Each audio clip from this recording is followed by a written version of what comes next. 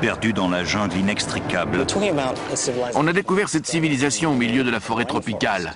les restes mystérieux d'une civilisation qui a embrassé plus de 1000 ans d'histoire. Pour le peuple, c'était des dieux.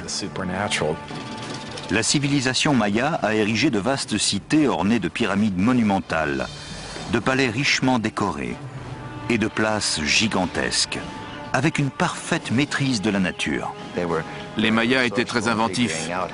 Ils ont trouvé le moyen de créer des ouvrages d'art incroyablement sophistiqués, de bâtir et de maintenir toute une civilisation pendant 1500 ans. Puis, après des générations de prospérité et d'innovation, cette civilisation s'est effondrée.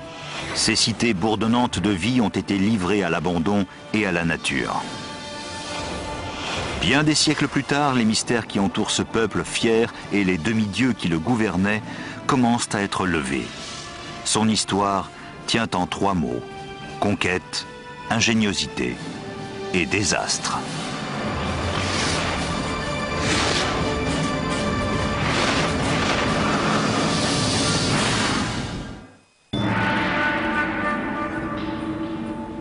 Nous sommes en l'an 869 de notre ère, dans les basses terres de la jungle du Guatemala.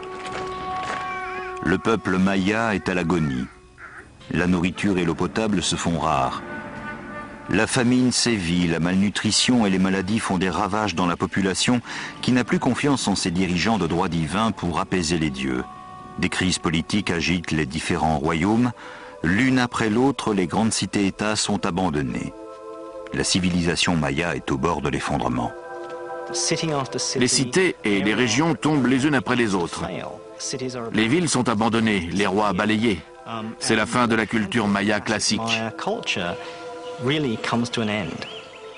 Qu'est-il donc arrivé à ce grand peuple? Aujourd'hui encore, les chercheurs sont perplexes. Nous savons qu'ils ont disparu, mais comment? La réponse est peut-être dans les glyphes complexes qui composent le code maya. Ces glyphes transcrivent de façon complexe tout ce que les Mayas pensaient ou voulaient exprimer. C'est l'unique exemple d'un système d'écriture complet et élaboré des Amériques. Aujourd'hui, ces symboles énigmatiques nous dévoilent une histoire de guerre violente, de dirigeants taillés pour la légende, l'histoire de la grandeur et de la décadence d'un peuple mystérieux. Bonjour, ici Peter Weller. Je me trouve au sommet d'un temple magnifique en pleine jungle au sud du Mexique, près de la frontière du Guatemala. La région était à l'époque au cœur de la civilisation maya. Pendant des années, les archéologues ont imaginé un empire paisible divisé en une quarantaine de cités-États indépendantes. Les échanges semblaient exister entre cités, sans agressivité particulière, sans soif de pouvoir et sans volonté d'expansion géographique.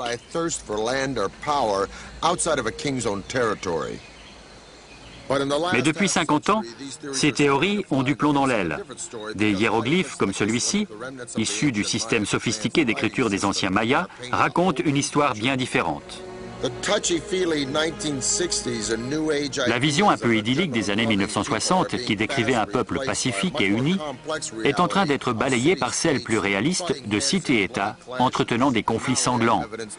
Les batailles et les sacrifices humains tenaient une part importante dans la vie des Mayas.